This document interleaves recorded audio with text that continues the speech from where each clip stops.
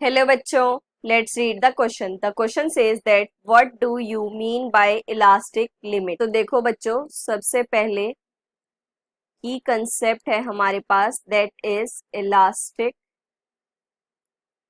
Limit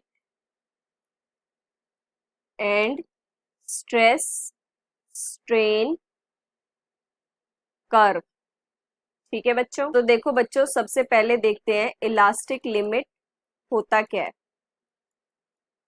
it is defined as the maximum stress that can be applied to the substance before it becomes permanently deformed.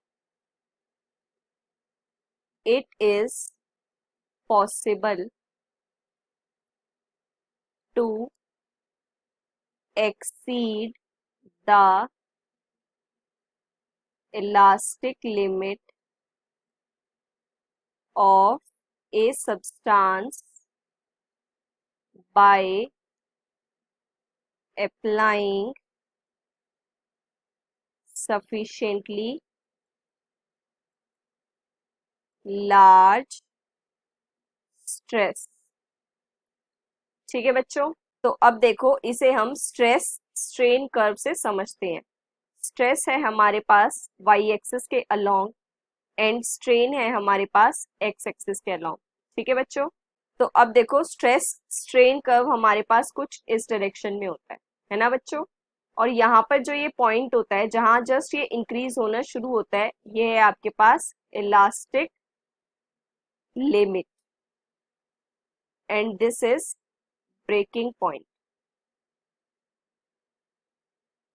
ठीक है बच्चों, अब देखो इससे पहले जो आपका रीजन होता है इसे हम बोलते हैं इलास्टिक रीजन, या फिर सब्सटेंस क्या बिहेवियर शो करेगा यहाँ पर, दैट इज इलास्टिक बिहेवियर।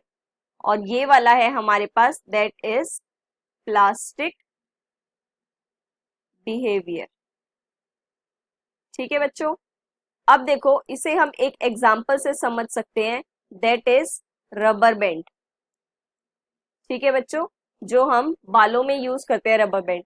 अब देखो जब हम कोई नया रबर बैंड लेते हैं तो उसमें क्या करते हैं, सबसे पहले हम कोई 2 टर्न्स में क्या करते हैं, उसको इजीली हम हेयर टाई कर लेते हैं, राइट। लेकिन धीरे धीरे क्या होता है, उसकी जो इलास्टिसिटी होती है वो कुछ चेंज होने लग जाती है ना। तो फिर वो क्या होता है, पहले वो उसका कुछ छोटा साइज होता है, फिर जब उसे आप रेगुलरली यूज करते हो तो उसका साइज बड़ा होता चला जाता है। अब यहाँ पर अगर हम 2 टर्न्स में कर रहे थे तो यहाँ पे हमें 3 to 4 टर्न्स जो होते हैं उसमें आपके वो सेम हेयर टाई इसी फॉर्म में होंगे, राइट। तो क्या होगा, जब वो शुरू होता है तो वो इलास्टिक लिमिट है उसकी, कि उसके बाद उसमें डिफॉर्मिटी, परमानेंटली डिफॉर्मिटी आ जाएगी, कि जब आप उसको हेयर से अनटाई कर लेते हो उसके बाद भी वो जो साइज है वो आपका बढ़ गया है, राइट। तो that is becomes permanently deformed. ठीक है बच्चों, और जब इलास्टिक लिमिट को हम एक्सीड कर देते हैं ज्यादा स्ट्रेस लगाकर, तो क्या होता है, आपका वो प्लास्टिक बिहेवियर शो करने लग जाता है और फिर वो हमें नया रबर बैंड यूज करना पड़ता है, right? So this is the final answer for the explanations of elastic limit. Hope you understand it well. Best of luck. Thank you.